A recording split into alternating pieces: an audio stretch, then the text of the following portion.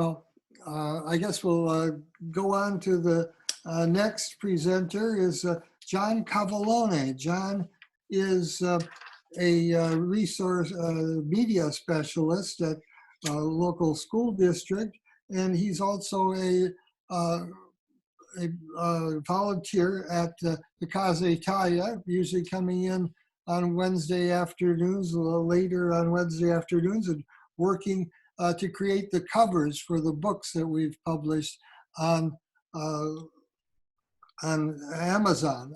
By the way, we've been very successful. We made $100 in royalties on our books. Since the books sell at almost nothing, that's a pretty good accomplishment. Anyhow, he put together a very detailed book about the folks that he descended from, who came from Sassano in Italy and settled on 48th and Federal Street in the city. And it's a wonderful presentation of photographs and documents, especially a good job in recreating the documents, the census documents. And it's a good illustration of how you can draw stories out of the census material. So we'll go to now John Cavallone. Thank you, Dominic. Thank you, Anna, for inviting me to speak today. I am going to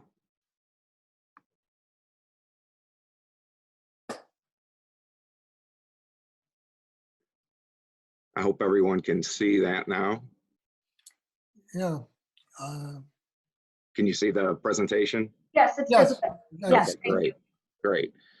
So Sassano to 48th and Federal Street, an Italian migration to America in the turn of the 20th century, had its beginnings in the fall of 2002, when Worth Junior High social studies teacher Daniel Wall provided an assignment to his 8th graders, which my oldest daughter Elizabeth was one, to find out your ancestors, who they were, and why they came to America. So what we did was we went to my Aunt Rosemary and my Uncle Rosario DeMille, the current family historians, and they began to provide information on my great-grandparents, Francesco Cavallone and Rosa Libretti, Cheek and Mamaross as they were known. They come from the commune of Sassano, which is in southern Italy. The current population is about 5,000, and the population in late 1600 was about 1,400. Now, the problem with Cheek, Francisco, is that nobody, whether in 1998 or in 2003, when I hired an Italian genealogist, could find his birth record. So we were stuck at knowing that was it on the family. So we know that they were from Sassano.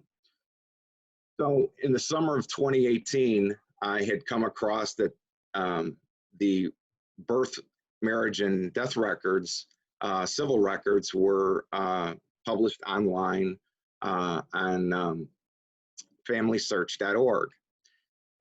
And I still couldn't find his birth record, even though, again, I'm told, and the marriage record said that he was born in Sassano.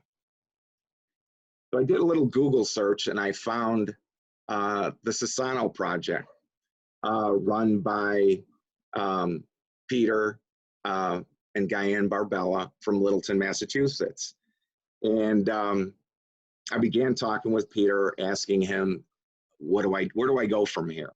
What do I do? And he didn't give up. He talked to other fellow genealogists, and he located my great-grandfather's birth record, which was actually in Vibonati, about 30 miles south of Sassano.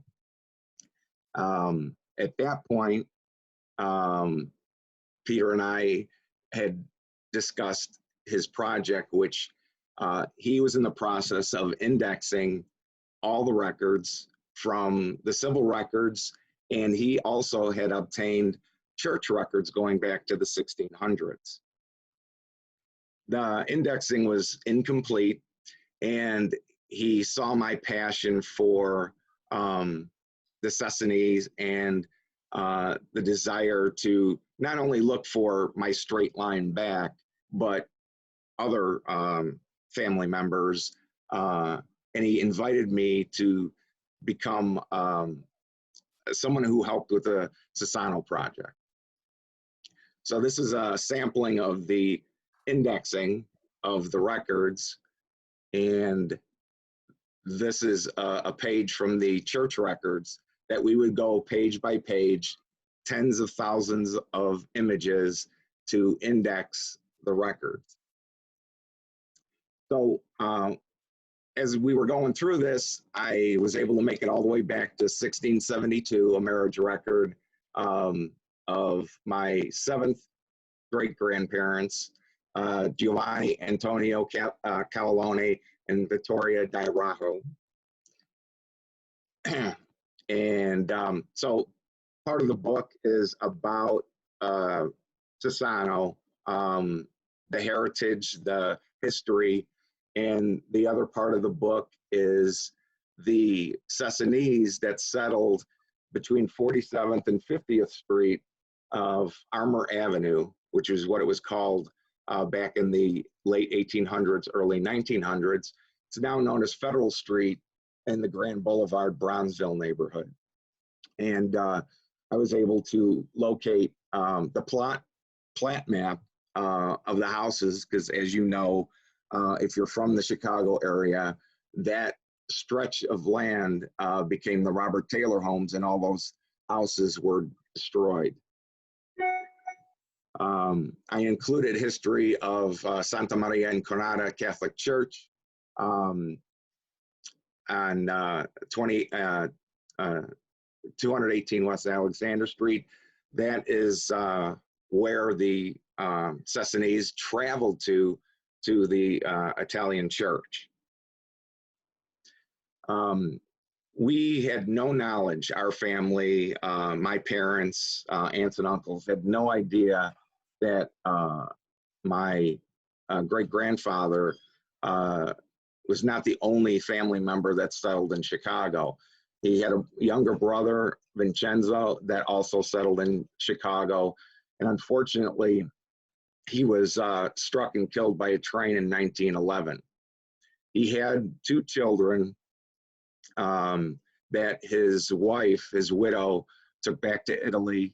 And I always had wondered, after doing the research out of the book, what had become of those two boys.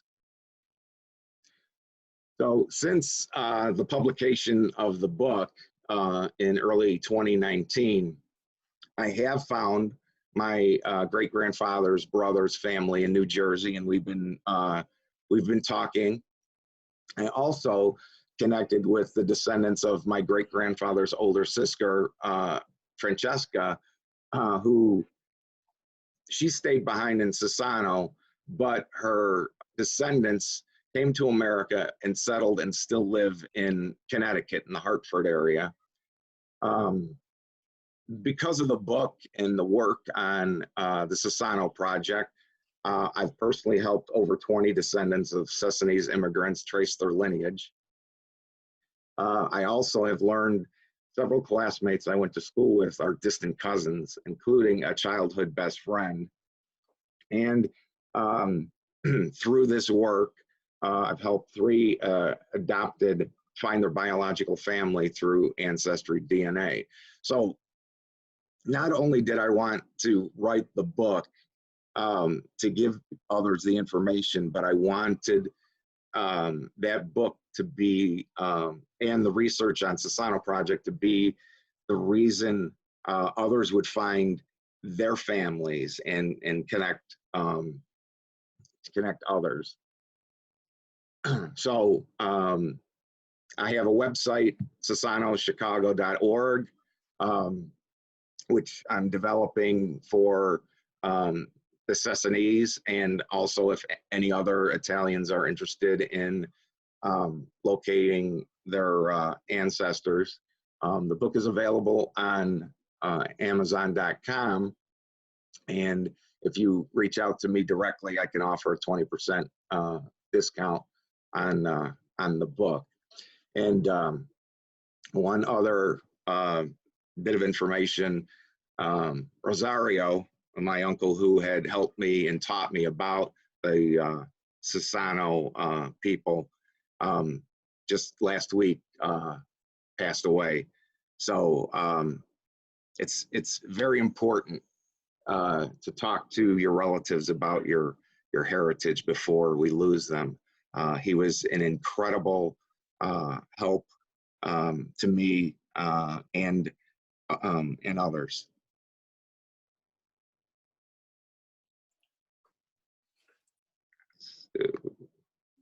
Well, very good. Does that conclude your presentation? Yes.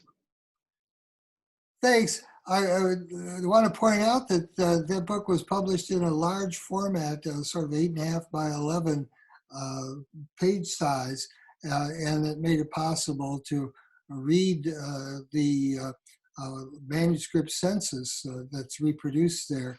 And it was published on Amazon. And John, he learned a lot, and he brought that knowledge of publishing on Amazon to Casa, Italia library. And we were going at a steady pace before the pandemic, but now we're in repose.